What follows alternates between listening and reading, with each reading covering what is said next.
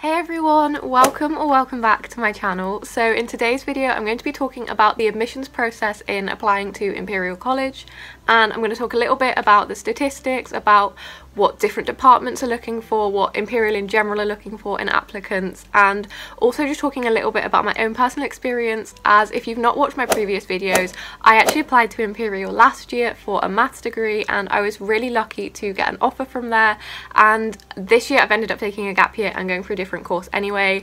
But at that time last year, Imperial was probably my first choice uni. I was the one that was definitely consuming the majority of my thoughts because it was the longest process and the one that I felt most stressed about, I would say.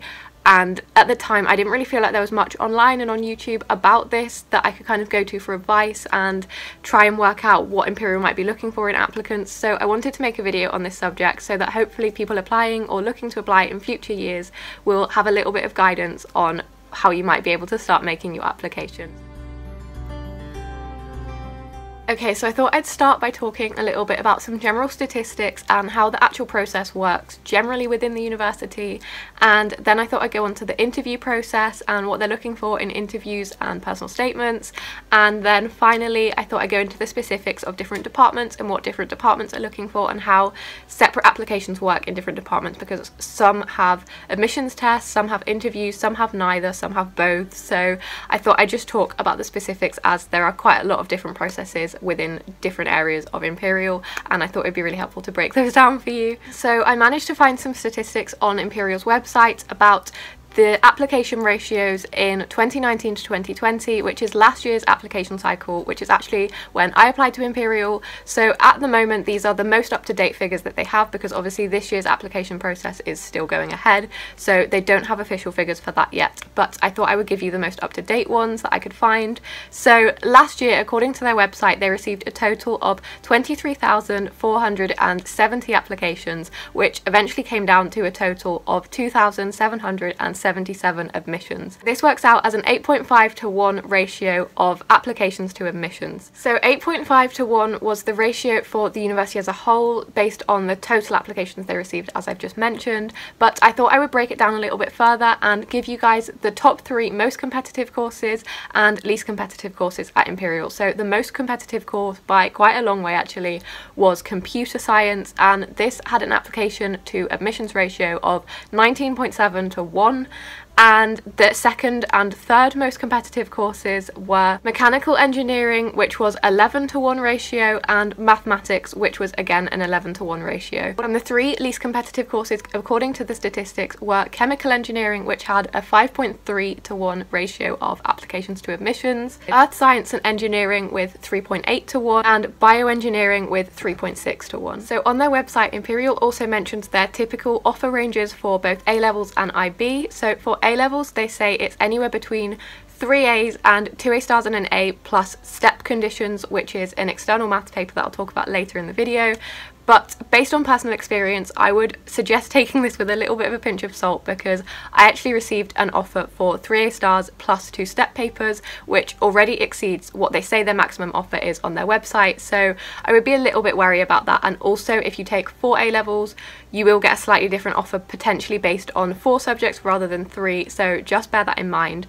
And secondly, if you take the IB, they state that generally they make offers ranging from 38 points to 42 points. But again, this is obviously going to be taken with a pinch of salt, and if you come from a school which doesn't take either of those exams and you do something completely different, then I would advise just getting in touch with Imperial Admissions, letting them know what exam board you're on, what subjects you're taking within that, and if they could maybe advise you on what a typical offer might look like for your type of application, and I'm sure they'll be more than happy to advise you on that. Okay, so moving on to talking about personal statements and interviews. I don't actually have that much to say about personal statements, to be honest, but generally the advice is just to talk passionately about your subject, show why you want to study it, why you love it so much, and why they should take you on as one of their students. So you can do this in lots of different ways. Typically people talk about work experience, books that they might have read, extracurricular activities that they can possibly relate to the subject they're applying for, things like that.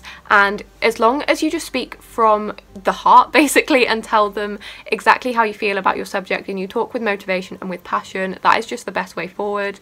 But generally I couldn't find that much information specifically about personal statements, but they did mention that if your course doesn't have an interview or admissions test component, then they will put a lot more emphasis on the personal statement, because obviously that is then going to be the only real way that they can get to know you as a person and what you're interested in within your subject area.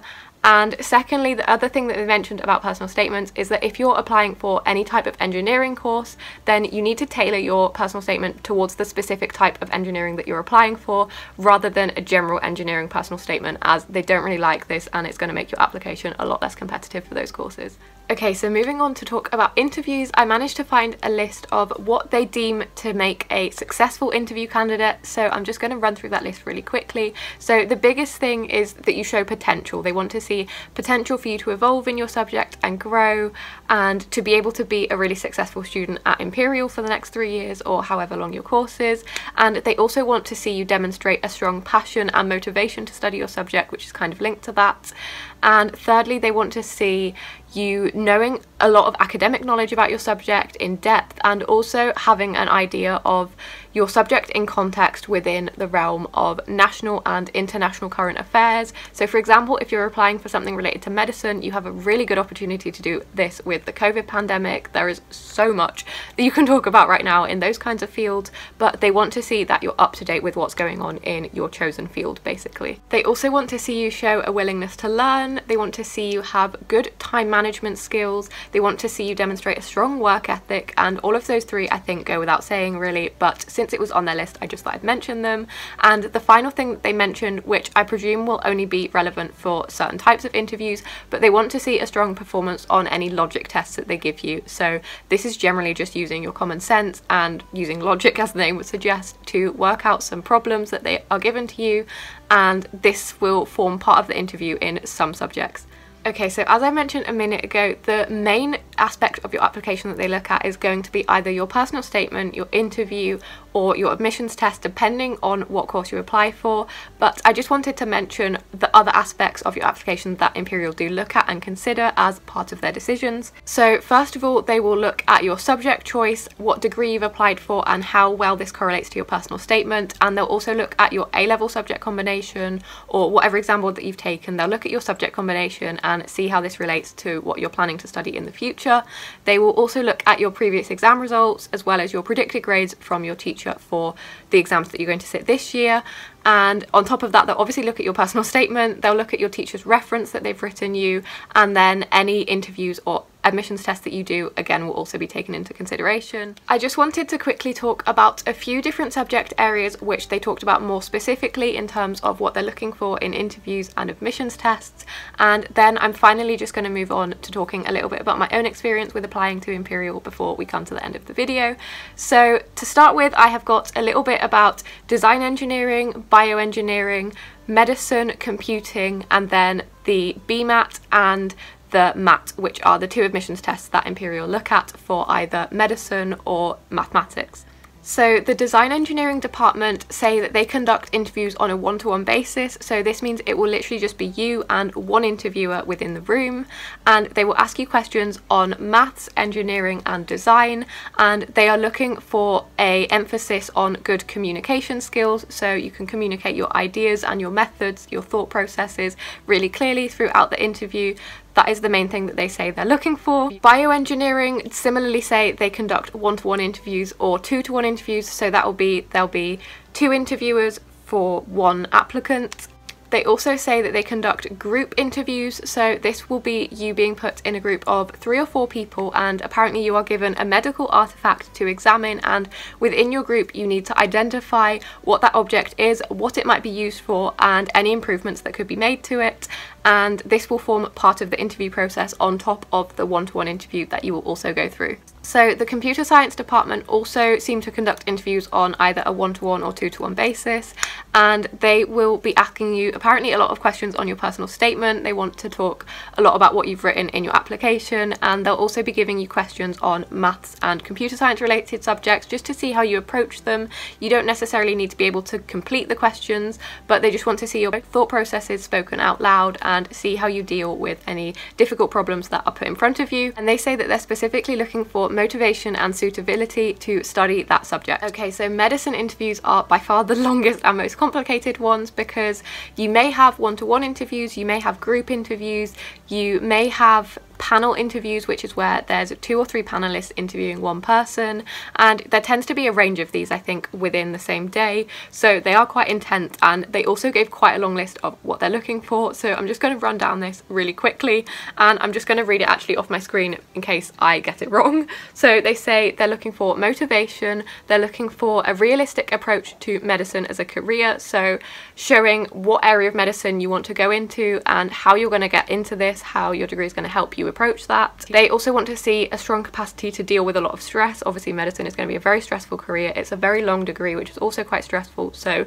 that is something that they're definitely keen on looking for. They also want to see you showing evidence of both working as a leader and good evidence of teamwork, so this can be shown either within your interview environment or through your personal statement, or preferably both. And they also want to see an ability to multitask. Again, this is something that's very important in the field of medicine because it's such a busy, crazy job. That is a skill that they're very keen for people to already have and develop as they go through university. They will also be talking to you about your potential contribution to medical school life, not just in the field of medicine itself, but what you can add extracurricularly and within your own department other than just your studies. Again, as most departments seem to say, they want to see evidence of strong communication skills, and finally they ask to look for maturity of character.